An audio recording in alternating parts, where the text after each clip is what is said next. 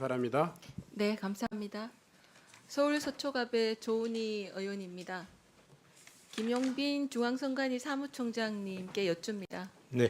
총장님, 지난 21대 총선 이후에 인천 연수구 선거관리위원장을 대상으로 제기됐던 선거 무효 소송이 2년 3개월 만에 기각 판결이 선고된 사실 알고 계시죠? 네, 알고 있습니다. 21대 총선 이후 대법원에 제기된 선거 무효 소송은 120여 건인데요. 단 한 건 외에는 나머지 모두 선고되지 않았습니다.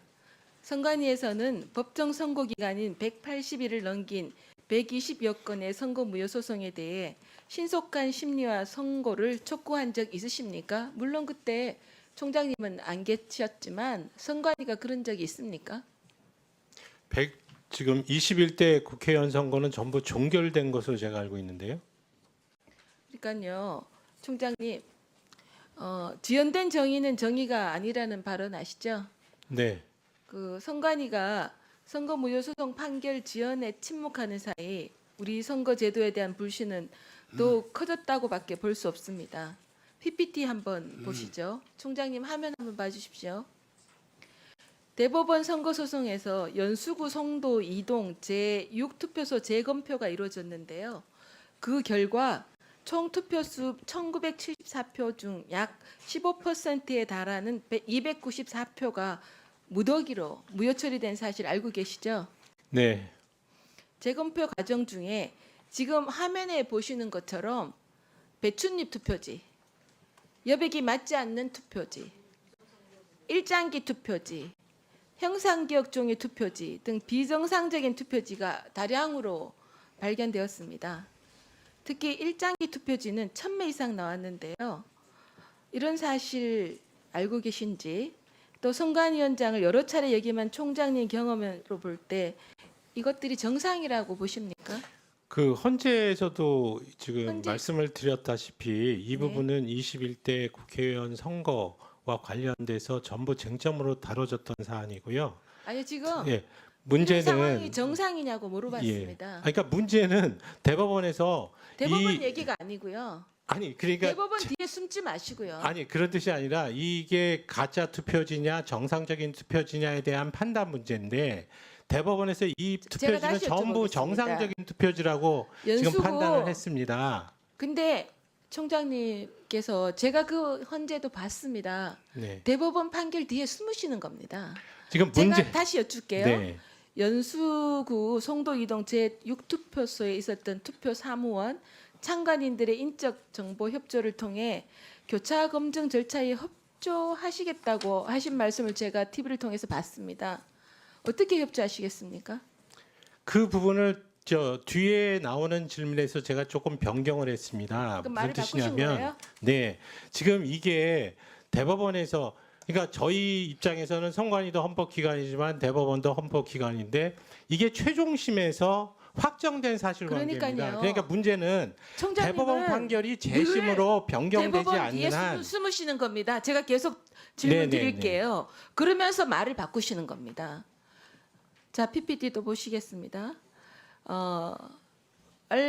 그 탄핵 심판에서 2023년 선관위 보안 점검 결과 유령 투표가 가능했다는 백종옥 전 국정원 3차장의 증언이 나왔는데요. 핵심은 중앙선관위의 인터넷 및 업무방, 선거망이 물리적으로 분리되어 있지 않아서 해커가 마음먹으면 개표 결과까지 바꿀 수 있었다는 거예요. 이게 총장님 취임 이후에 국정원 보안 점검을 받기 전까지는 해커가 선관위 망을 마음대로 드나들 수 있었다는 것 아닙니까? 그럴 가능성이 있죠? 네, 그럴 가능성은 인정했습니다. 총장님, 지금 헌재에서는 부실한 선거 관리로 인한 선관위 불신이 계엄의 원인이다, 아니다 공방이 이어지고 있고 이를 지켜보는 국민들도 양쪽으로 갈라져 있어 첨예한 갈등을 일으키고 있습니다. 지금 국가가 엄청난 사회적 대가와 비용을 치르고 있는 거 아시죠? 네.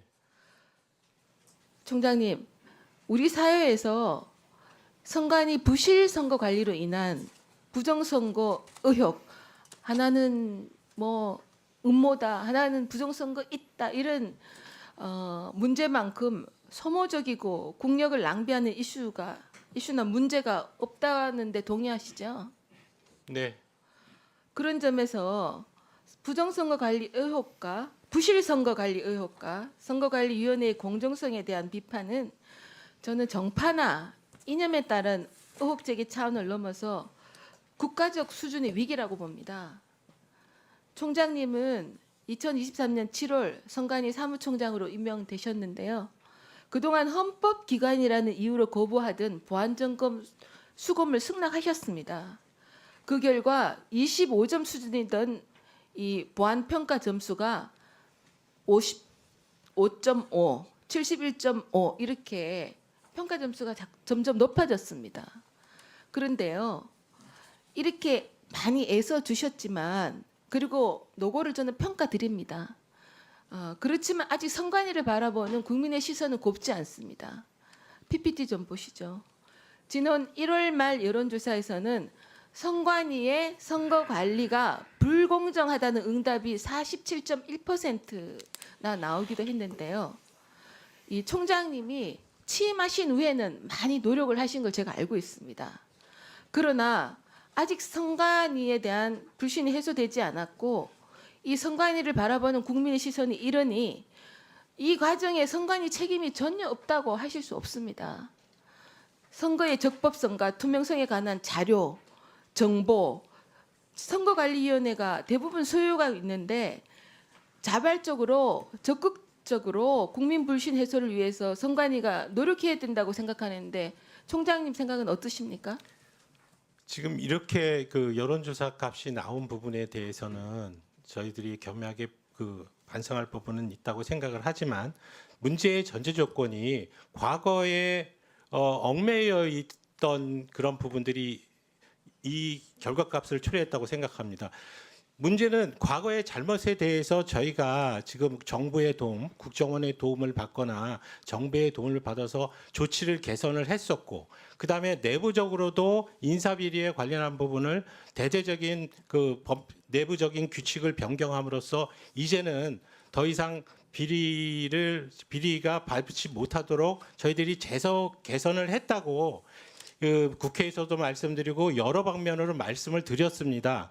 그렇다면 이제는 국민들께서도 과거의 비리에 방점을 두지 마시고 그와 같이 잘못된 선관위였지만 제도 개선을 통해서 이제 바뀐 상황에서도 과연 이와 같은 선거관리위원회가 앞으로도 이 공정한 선거 관리를 믿고 맡길 수 있는 기관이 됐느냐 안 됐느냐의 관점에서 부족한 부분은 질책해 주시고 또한 앞으로 나아갈 미래에 대해서 또 조언을 해주시는 것은 변론으로 하되 과거의 잘못에만 그대로 매몰돼서 저희 기관에 대해서 이렇게 계속 평가를 하신다는 것은 쉽게 동의할 수는 없습니다.